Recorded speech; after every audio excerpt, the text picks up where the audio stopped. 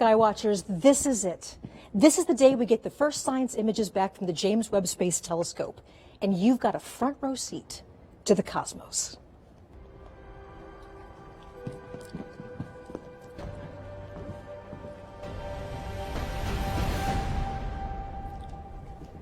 I'm Michelle Thaller, your host for what can only be described as a celebration for everyone on Earth.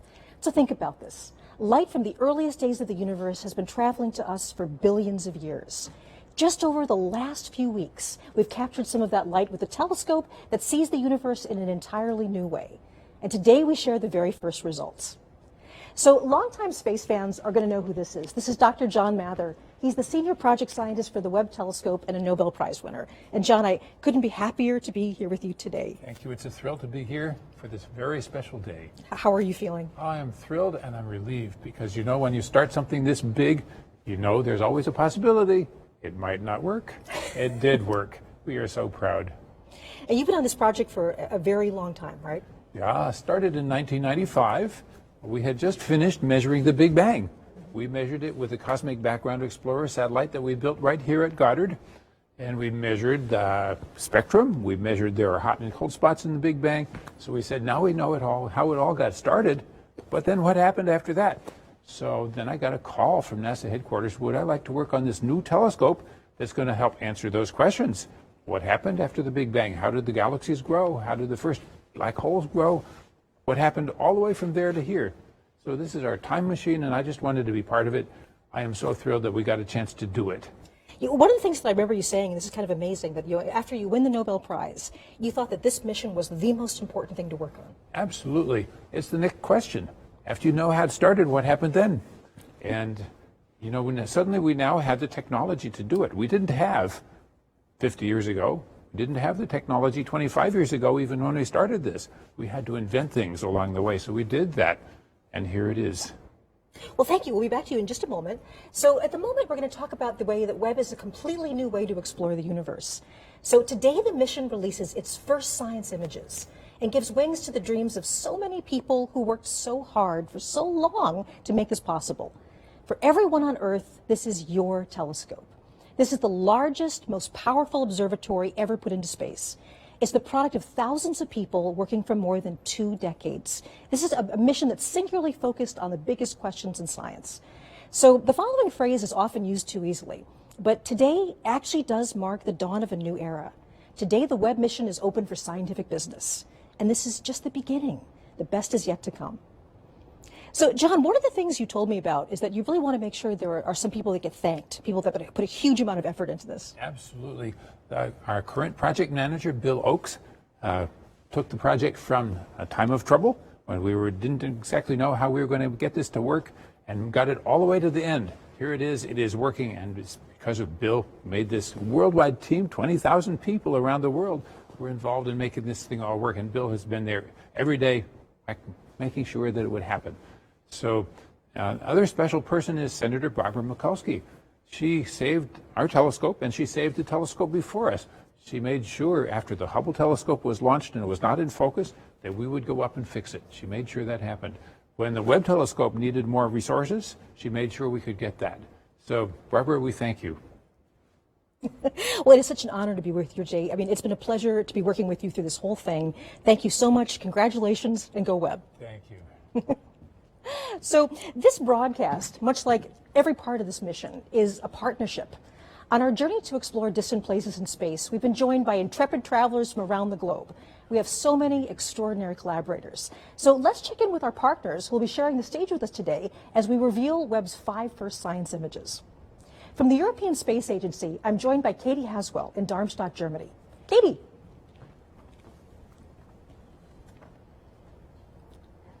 I see Katie in the background there. Also joining us from the Canadian Space Agency in Montreal, we have Nicholeen Willette and Sarah Gallagher. Bonjour. I see Katie in the background there. See the waving too. And so naturally, we're also going to be visiting the nerve center of this mission, the Space Telescope Science Institute on the campus of Johns Hopkins University in Baltimore, Maryland. And there we have Alex Lockwood and Carl Gordon, and they're going to give us updates and more. Good morning. Great. So we'll be back with our international partners shortly, where they'll each reveal one of the new images. But today we're also going to be joined by millions of science fans from around the world. Many are gathered at watch parties just for this event. So here we are really going international. So I'm beginning with Bhopal, India. Do we have a signal from Bhopal? Yes. Excellent. Welcome to NASA. Hello, everybody there. Wonderful to be talking to you today, all the way in India.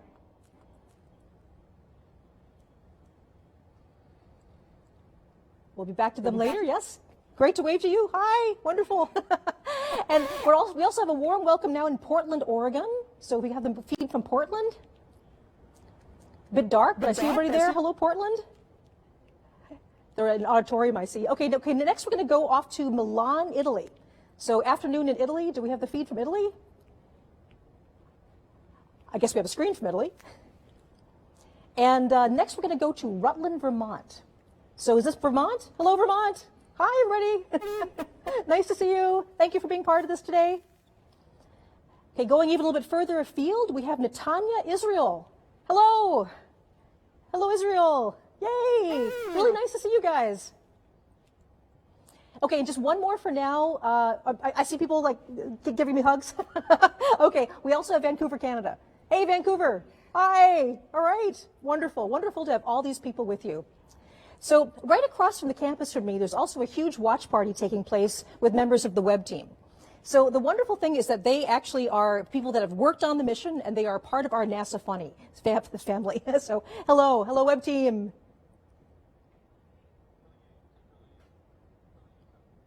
There they are. Yes. A lot of people I recognize there. So it's incredibly important to me personally, and also to all of us at NASA, that the universe belongs to everyone. And we are thrilled to share this day with fans everywhere around the world. We'll say hello to some more later in our broadcast. So now it's time to start the main event. What you'll see over the next hour will be a collection of images newly processed by the Webb science team. Only a tiny handful of experts have seen the images so far, and I can tell you that we have been so excited to unwrap them for everyone. We will be releasing each image in turn in real time. As soon as you see it on this broadcast, it will be available for download on the internet. On the screen below, you can see a timeline showing where we are in the show and what's coming up next. And by the end of the show, all 5 images will be available to everyone. So hopefully you can tell I'm excited. Okay, so let's do this.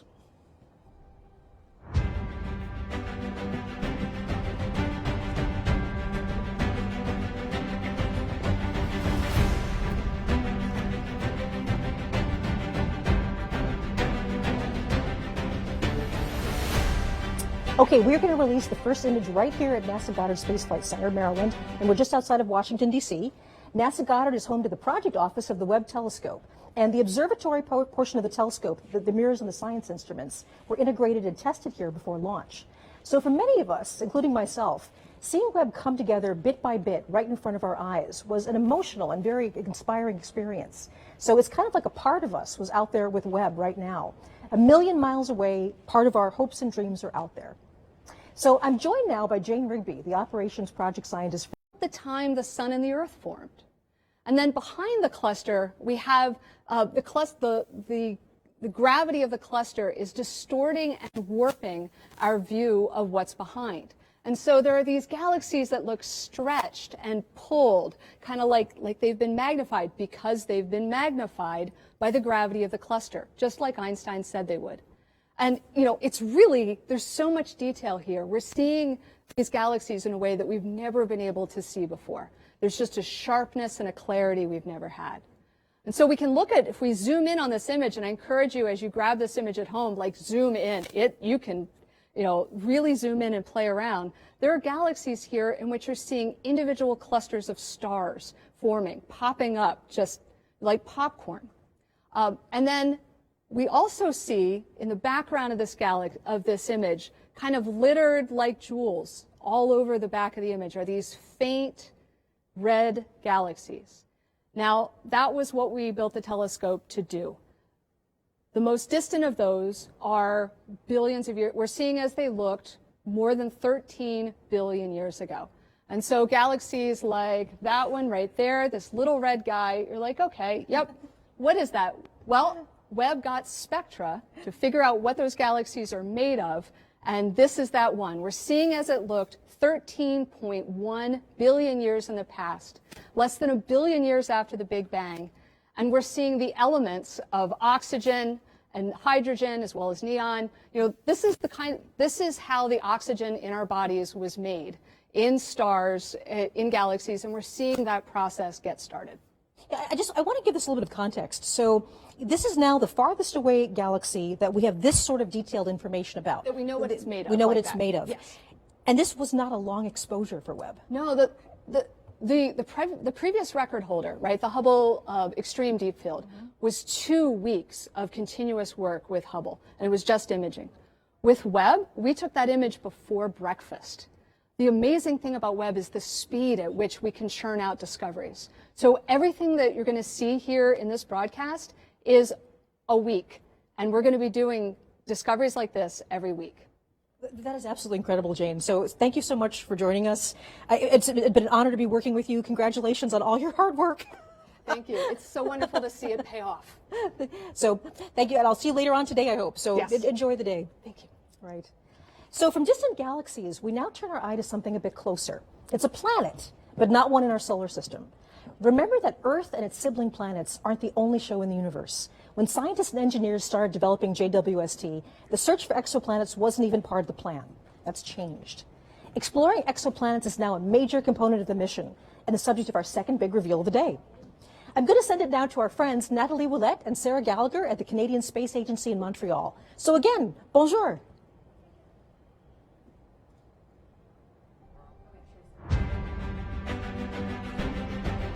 I guess we're having a little.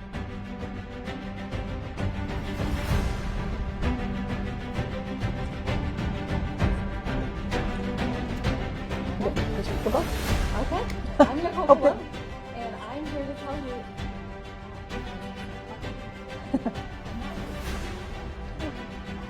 you. Sorry for the brief pause there. We're now going over to Canada.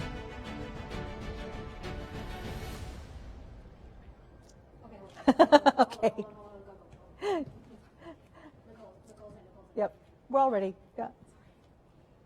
Okay, I apologize. We're having some trouble with the signal from Canada.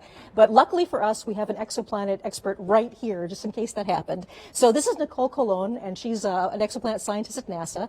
And we're going to talk about this amazing new result from a very hot planet, I understand about 1,000 light years away. That's right. The exoplanet is named WASP-96b, and it is this hot, gaseous, giant, puffy planet that it is about 1,000 light years away. So that's why today's release is so exciting, because it teases at what Webb is able to do for such a distance. Absolutely. So talk us through what this discovery is and why this is so significant. Mm-hmm. Well, this reveal that you're going to see is going to show the first spectrum of an exoplanet as taken from the Webb telescope. And this is exciting because it covers infrared wavelengths of light that we have not had access to before. So we've been able to use other telescopes to explore exoplanet atmospheres in the infrared, but not to this level of detail. And this is just one sliver of data that Webb is providing us using the nearest instrument specifically. And there's something about infrared that is actually particularly good for the spectrum. So in this case, what we're doing is we're actually going to take the light and break it up into a rainbow and look very, very carefully at how much color is coming in each part of the spectrum. So I believe we have that image, if we can put that up. Okay, yes, I believe we're revealing the spectrum right here. So we now have our spectrum, and this is exactly what you're seeing. As you just described with spectroscopy, what we did was we observed a transit of an exoplanet. We observed the planet as it passed in front of the star. Now, mind you, this is not a direct image. This is an indirect image. So we've seen the effect of what happens when the planet and its atmosphere passes in front of the star. The starlight filters through the atmosphere, and then you can break that down into wavelengths of light, and you get a bunch of what looks like bumps and wiggles to some people, but it's actually full of information content. So you're actually seeing bumps and wiggles that indicate the presence of water vapor in the atmosphere of this exoplanet. So we have the spectrum up here. Is there anything you'd like to highlight particularly? Yeah, absolutely. So we have several features marked here. So I call them features. They're these, what I just referred to as bumps and wiggles. But what you're seeing here is a telltale signature, the chemical fingerprint of water vapor in these atmospheres, in the atmosphere of this specific exoplanet. And the other thing we can tell actually is that there's evidence of clouds and hazes because the water features are not quite as large as we predicted. So we can take that and infer that there are presence of clouds and hazes. Right. Now, one thing that we really want to make sure people understand is with this particular planet, this is a hot world. It's actually closer to its star than Mercury is to our sun. And so we're not looking at liquid water here, but we're looking instead at sort of steam, water vapor. Yes, this is an exoplanet. It's about the size of Jupiter, about half the mass of Jupiter. It orbits around a sun-like star, but it does it every about 3.5 days.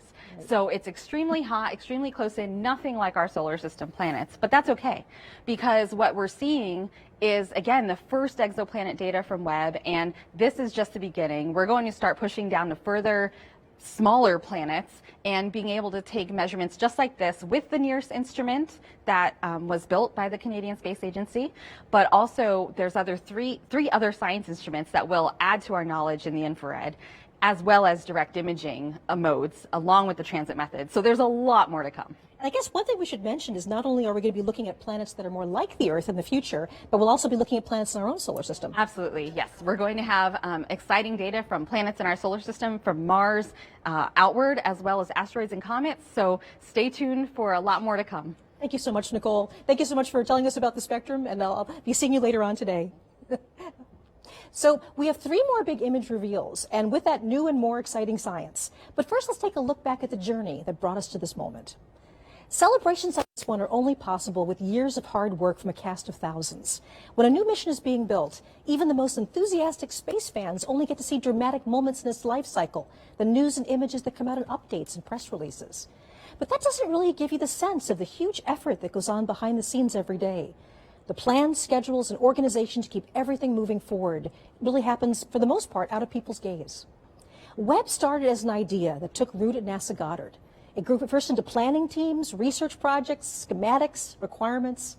Then it began the long journey to become real with the development of new technologies, cutting-edge engineering, and finally fabrication, putting it all together.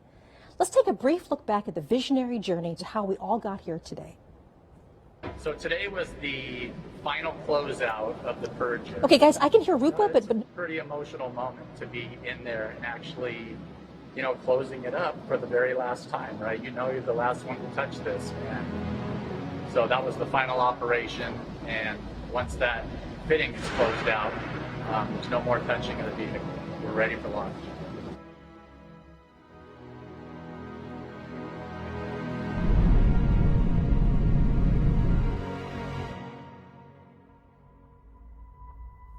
The James Webb Space Telescope. Born from the desires of astronomers, achieved with newly invented technology, is the culmination of 20 years of work.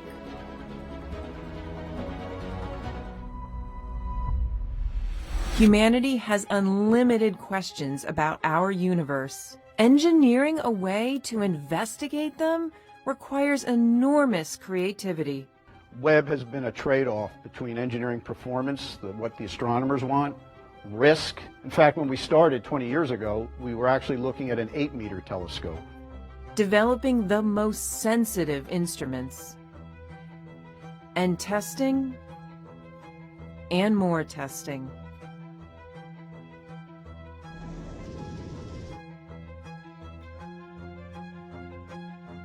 And so you don't want to build one that's just incrementally better than what you've got. Because if that's the case, you would just observe longer on the telescope that you already got. And so every time NASA builds a new astrophysics mission, a new telescope, it needs to be way more sensitive, way more capable than anything we've ever built before. We all got together in that conference room and we played real time as the images came down from the spacecraft, the very first diffraction limited images ever obtained with Webb. And what we collectively saw as a group was the highest resolution infrared image taken from space ever. If you're just joining us, I'm Michelle Fowler at NASA's Goddard Space Flight Center, and you are watching live coverage of the release of the first science images from the James Webb Space Telescope. So it's appropriate now that I send the broadcast to our colleagues and friends at the Space Telescope Science Institute in Baltimore. That's the scientific nerd center of the entire Webb mission. So hello, good morning, Alex. The show is yours. Hey, Michelle. Welcome to the Space Telescope Science Institute. I'm Alex Lockwood, and I'm here with Carl Gordon, who is an astronomer and one of the key people in delivering the images that you're going to see here today. But actually, before we get into the amazing images, we're going to talk a little bit about where we are. We're standing here outside of the Mission Operations Center, which is the key central hub for Webb. For the past 6 months, scientists and engineers have been working 24/7 since they took control of the telescope 30 minutes after launch to prepare for today and for the amazing science to come. Through all of the major deployments, focusing, aligning the telescope, and calibrating those 4 amazing science instruments, it was all done in this building. And from here on out, we'll have daily communications with the telescope, including sending commands and downloading data with the help of the Deep Space Network. In addition to mission operations, we are also the home of science operations. Well, what does that mean? Every year, we solicit proposals from astronomers across the country and the world for what they would like to look at with Webb. Then we hold a rigorous selection process to select the ideas that will best utilize Webb to study and understand our universe. When the data come down and astronomers analyze their results, we are the lucky ones who get to share that data and those amazing science results with you. And we knew that today was going to be so exciting with the first images, so we've actually been preparing for years. Here is Klaus Pontoppidan, project scientist for Webb and the technical lead for the first images, yeah, it's been a year to tell you about the process of the past few years and of my selecting first the email targets. related to the first images was back from 2016. So back then, a committee was created, and this committee was charged with coming up with a long list of targets for the first images. And the reason for that is that the observatory can't see the entire sky at any given time. And this is because you want to avoid the mirror seeing direct sunlight to keep it cold. And it actually had to be quite a long list. We ended up with about 70 targets, from which we had to select only a handful. You know, what would create the most beautiful images, what would highlight the instruments, the 4 science instruments for Webb, and what would highlight the 4 major science themes for Webb. And it's a celebration as well of the beginning of science observations. And we knew that selecting the images was just the beginning, that we would need a trained eye to take these exquisite data and pull out the beauty and the science potential. So here's Jody Pasquale and Elisa Pagan to tell you about how they processed these beautiful images.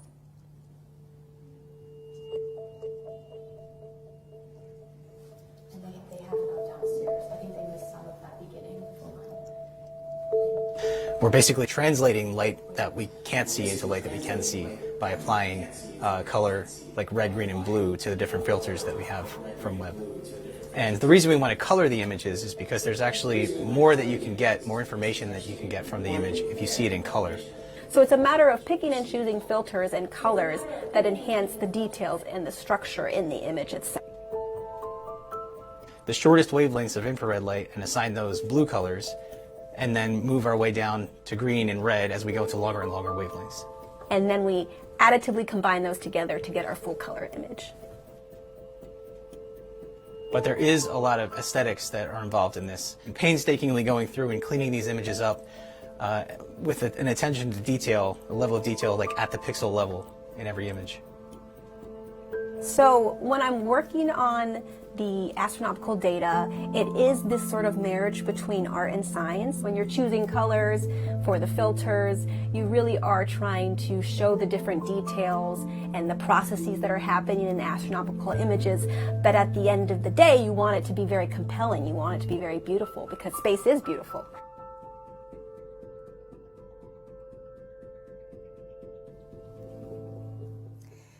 And after those images were processed, there was a select few of us, very lucky few of us, who got to see the first images. This is downscaled by a factor of 4 exactly. So just to make it a little more handy, so it's actually higher resolution. So we have a team of about 30 people who are producing these images, and we feel incredibly privileged to be the ones who are the first to see these science-like images.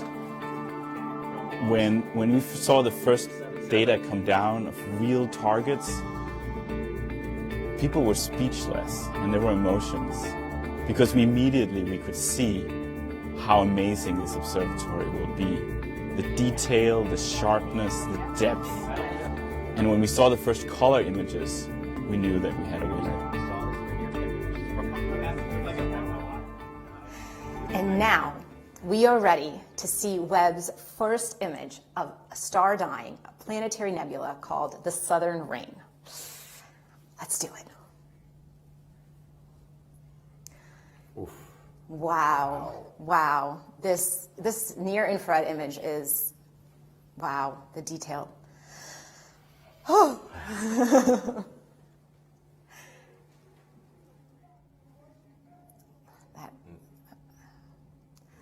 Wow, okay, well, here we are. We have a near-infrared image on our left, or on maybe your right. And here on the right, we have a near-infrared image. And so I'm here with Carl, our astronomer specialist. Can you tell us what we're looking at in these images? So this is a planetary nebula. It's caused by a dying star that has expelled a large fraction of its mass over in successive waves. Okay, so we actually see those waves in these images. Yes. Wow, wow. And so there's a lot of structure. Can you tell us a little more detail about what we're looking? Maybe start with this one on the left. Yeah. So in the NIRCam image, you see this kind of bubbly, almost foamy appearance throughout the whole nebula with some very structured shells. And this foaminess is showing up in orange mainly. And this is due to the molecular hydrogen that's newly formed in the expansion, just lighting up the gas and dust of this nebula. And then as we move inward, you see this kind of very blue haze in the inner region. And this is actually due to very hot ionized gas that emits well in the blue that's heated by the core, the leftover very hot core of this star. And what about these like rays that I'm seeing in this image? Right there. So there's also rays in the outer regions that you can kind of see, and these are holes in the inner nebula that are actually allowing the central star's light to come out and kind of light it up like patchy clouds with the sun shining through. Wow. Oh, yeah, that's what it looks like. That's so cool. So you're actually a mid-infrared astronomer, which is different than near-infrared.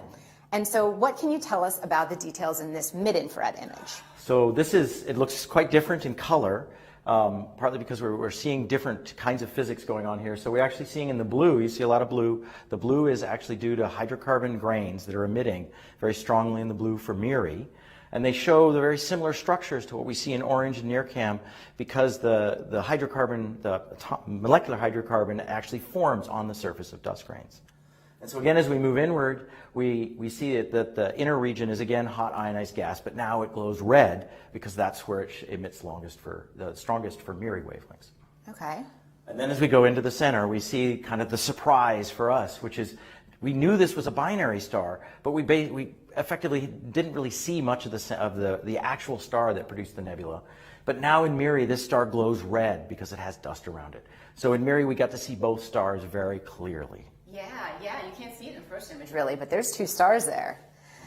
So that's a fun surprise. And I think that there's another little Easter egg you want to tell us about? Yeah, so this was, the Easter egg is this kind of narrow filament up in the top that's radially aligned. You can kind of see it very clearly in the MIRI image. It shows up as this blue structure, and it points very much to the central sources. So I thought, oh, this must just be a density enhancement in the outer nebula. I thought that very, very strongly, but other people on the team were like, no, it's a background edge-on galaxy. Well, I made a bet that said, no, it's part of the nebula. By the way, I lost the bet because then we looked more carefully at both the NIRCam and MIRI images, and it's very clearly an edge-on galaxy with a dust lane and a bulge. So I lost the bet. Well, you lost the bet, but you got these gorgeous images, so I think it's a win for everybody. Anything else you'd like to say today? I can't wait to see where we go from here. Neither can I. All right. Thanks so much. Back to you, Michelle.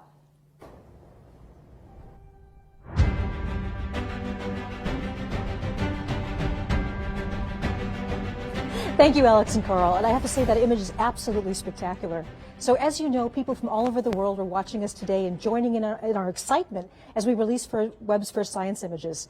We've been checking in with our colleagues in Europe and Canada throughout the program, but we also want to take a moment to include the people at the so many viewing parties scattered around the world like stars in the night sky.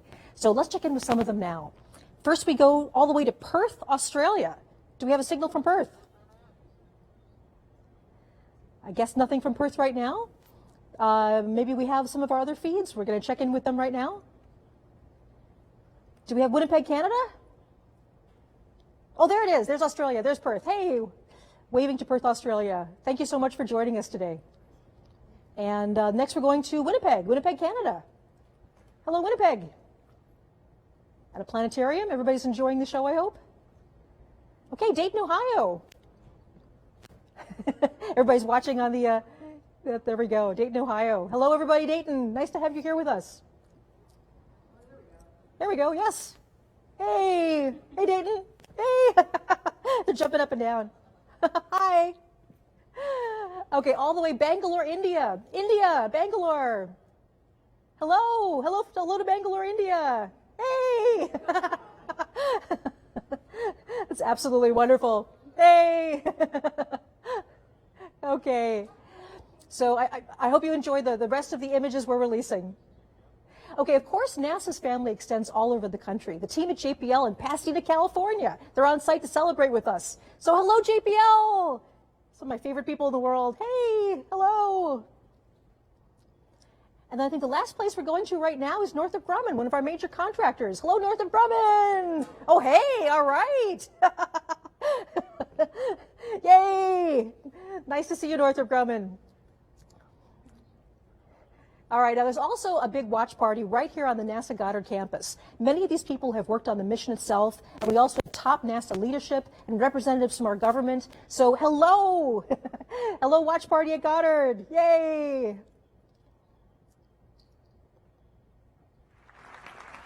Okay, wonderful. So, I mean, at NASA, we are so fortunate to have all of these friends and colleagues around the globe. A major partner in the Webb mission is the European Space Agency. ESA contributions have been essential to so many aspects of this project, including Webb's spectacular launch on the Ariane 5 rocket last December. I'm very pleased to turn over the show for a few minutes to Katie Haswell. She's joining me from the European Space Operations Center in Darmstadt, Germany. Hello, Katie. Good afternoon.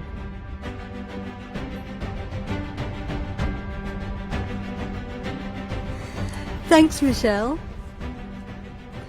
Thank you, Michelle, and welcome to Germany. We're at the European Space Agency. I'm still getting all kinds of IFB from lots of center.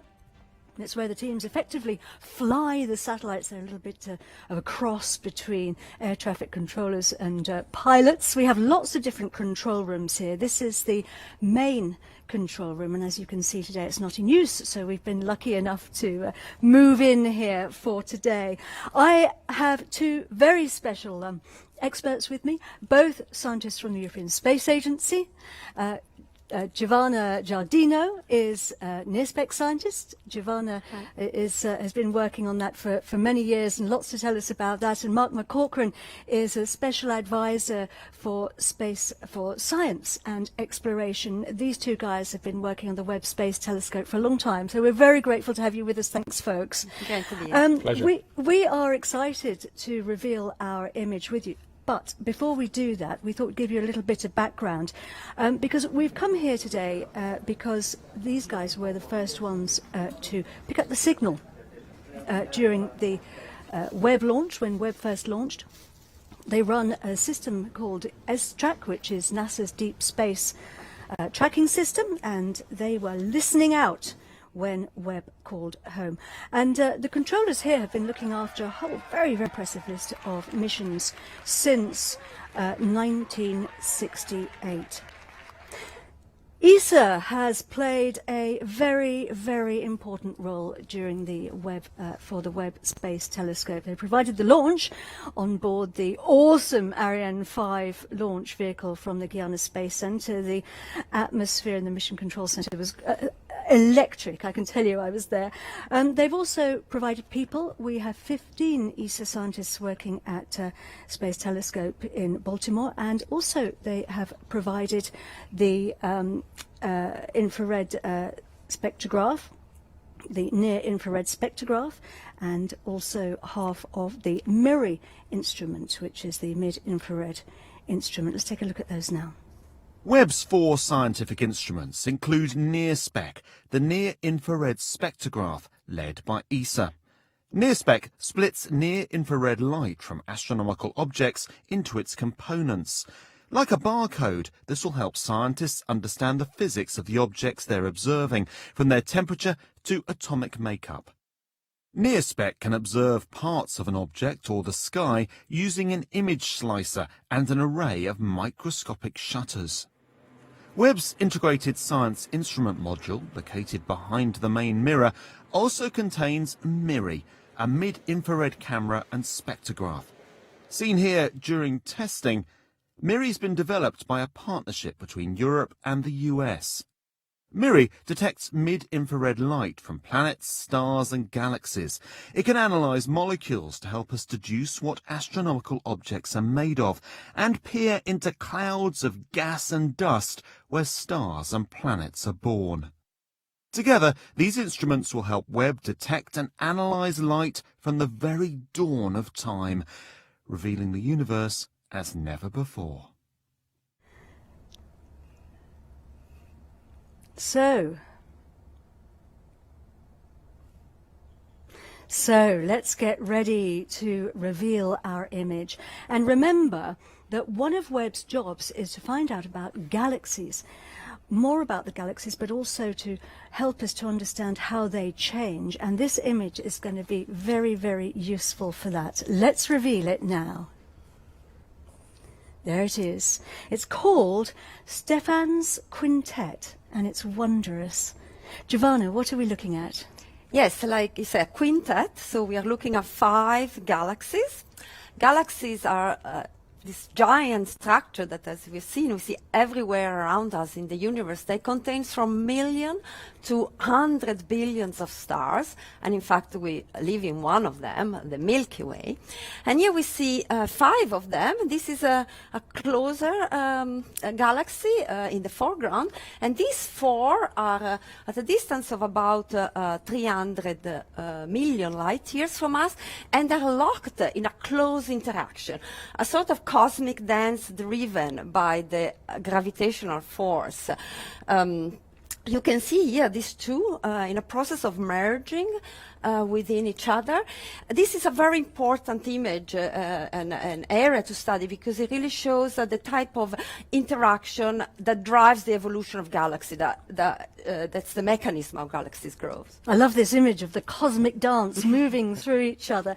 Mark, there's a lot going on, though, in this image, isn't there? There is. So this is a near-infrared image and a mid-infrared. With NIRSPEC, we can zoom into this area, and we have this technology that allows us to take thousands of images at different wavelength channels, so see this distribution of the gas, what's going on in the gas in different regions of this core area, and understand the composition of the gas, the velocities, the temperature. So that's very important to understand the physics. So it's giving us so much information, and it just shows the power of this telescope. Mark, this is just the beginning, though, isn't it? I think that's a very important takeaway from today. You know, these are like pictures just taken over a period of 5 days, and every 5 days we're getting more data, which will contribute more in that direction. It's a culmination of decades of work, but it's just the beginning of decades. And you know what we've seen today with these images is essentially that we're ready now. This telescope is working fantastically well, and you know, to borrow a phrase from a famous rock musician, you know, we're ready to turn this telescope up to 11. It really is time. It's fantastic. Thank you very much indeed, both of you. Back to you, Michelle.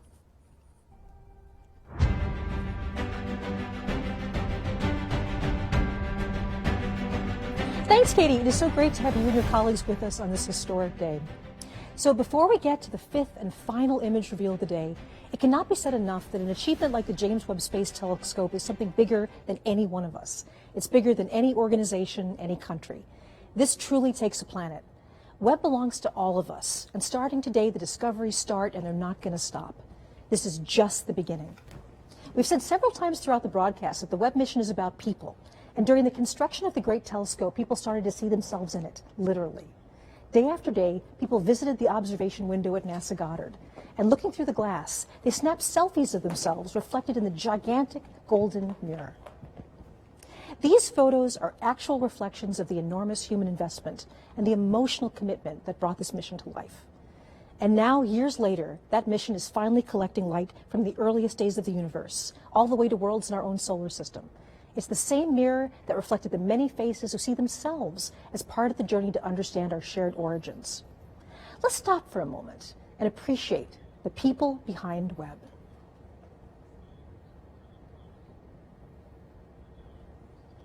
Okay, it's time now for the last image to be revealed. Here we go.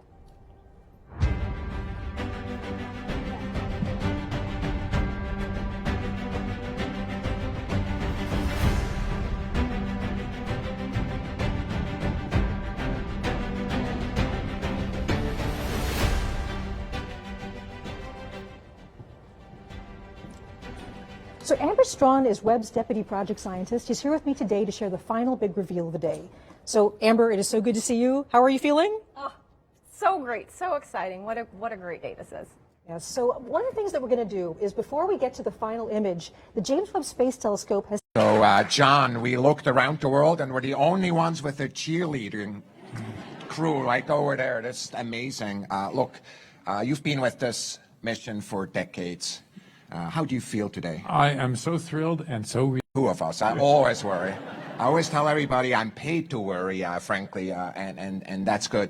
What we want to do, though, is, just really thank the team again. Of course, we heard Bill and Scott and Greg talking about the team that is there. I think what's also important is to recognize that Bernie is sitting there, who was the first manager. I was sitting there. Could you stand up?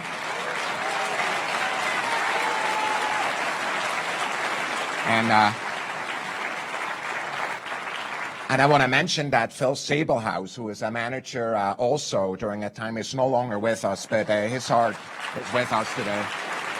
Yeah.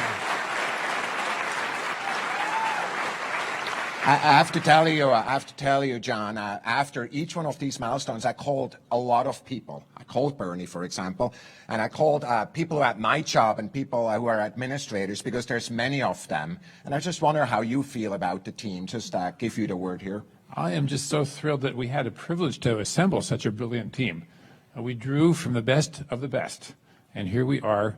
So my extreme deep thanks go to all the people who built that team, not only to Bernie, who started us and helped us build up all the technology, to Phil, who made sure we would have a plan, and then when we didn't have quite enough money, to Bill, who pulled it all together and made it get all the way to the end.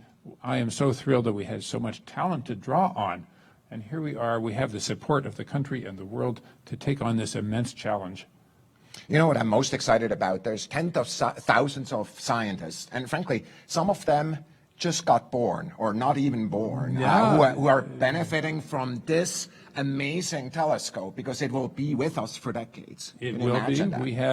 It took us about 25 years to get here, since 1995, and we have at least 25 to go, I hope. So look, we are in a sense of awe of these images, the art that is out there in the sky, revealed for the first time. We're thinking of the team and we're thanking them. John, thanks to you, thanks to all of you, and back to Michelle. Thank you so much, Thomas. And this entire collection continues to just absolutely astound me. Okay, Amber, so here it is. Can you walk us through the final image reveal? Absolutely. Here we go.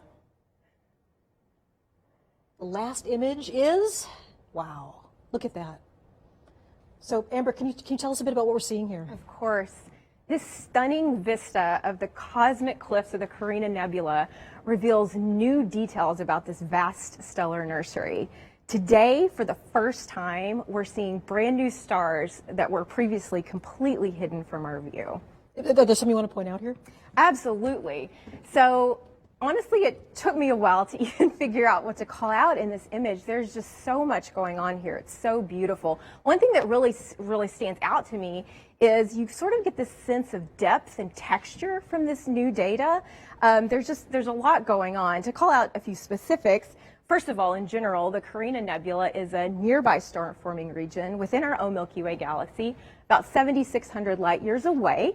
And in this view, we see some great examples, first of all, of hundreds of new stars that we've never seen before. We see examples of bubbles and cavities and jets that are being blown out by these newborn stars.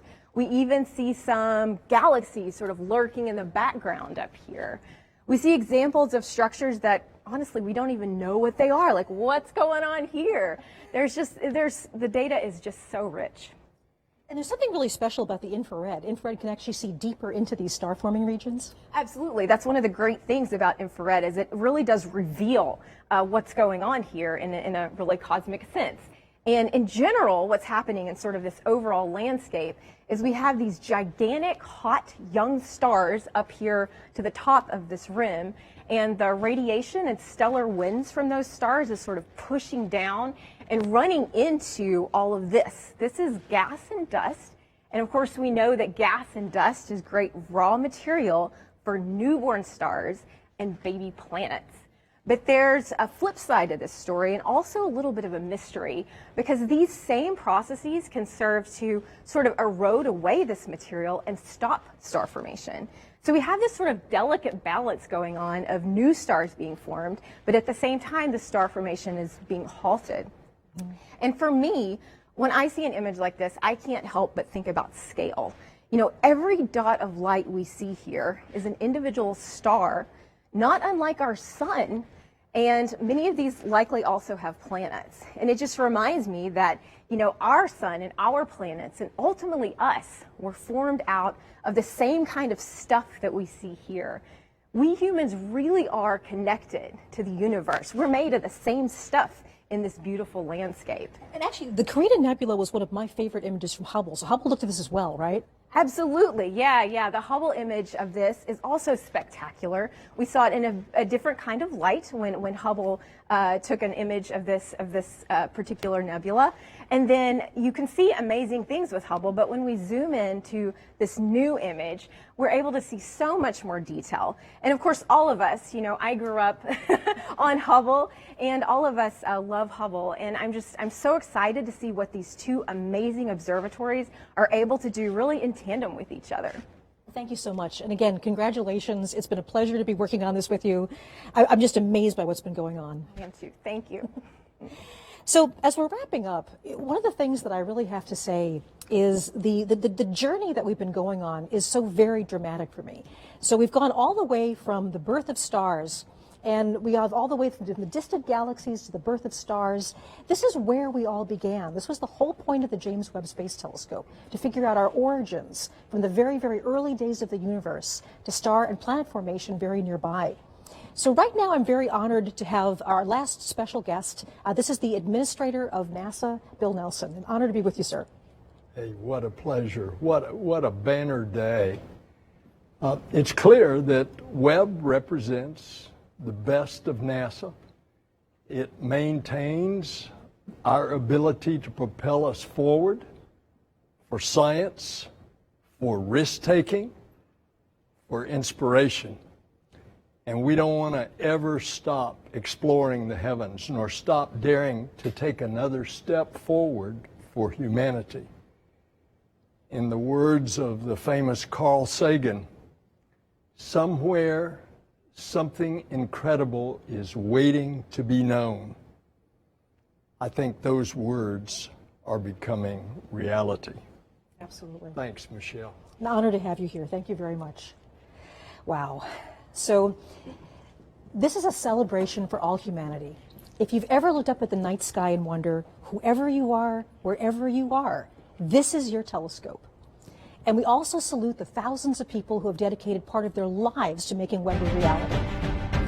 I also want to give a big shout out for the superb media team who's helped bring Webb's story to the world. This broadcast is a joint effort of the superstar producers, animators, and social media specialists at the Canadian Space Agency, ESA, NASA, and especially the Goddard Space Flight Center. Webb captures light in distant colors that the eye can't see, and you've actually made this visible to the world. So finally, if you go to nasa.gov/web-first-images, you can download all of the images and data we've just shown in full resolution, and check back often. From now on, we share new discoveries and exciting new destinations around the universe. July 12th, 2022 marks a huge day for science. And it's only just the beginning. For everyone at CSA, ESA, and NASA, I'm so very pleased you could join us. I'm Michelle Fowler. Go Webb.